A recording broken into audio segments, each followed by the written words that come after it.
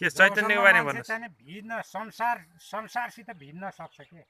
त्यही नै हो हाम्रो अहिले चाहिँ हरेक चिजहरू भइरहेछ नि, के यस्तो भयो यस्तो हुन्छ, यस्तो भयो यस्तो हुन्छ, फलानुले फलानु यताउता भन्ने चाहिँ हामीले सब चिजलाई चाहिँ उ गरिरहेछौँ नि, यो बेकार हो के।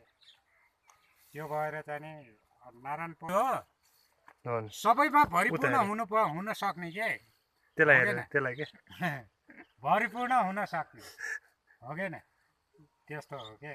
त्यो कारणले चाहिँ जुन अब चाहिँ गति कस्तो लिने त भने जस्तो पानीको गति हुन्छ त्यो किसिमको, सूर्यको गति हुन्छ त्यो किसिमको, पृथ्वीको जस्तो गति छ त्यो किसिमको।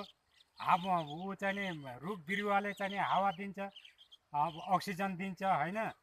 हामीले चाहिँ त्यो गतिले हामीले चल्यौँ भने ऊ हुन्छ कि। हामी सब ऊ भाइमा चाहिँ यताउता चाहिँ कुनै किसिमको चाहिँ भेदभाव नराखेर सबै समान तरिकाबाट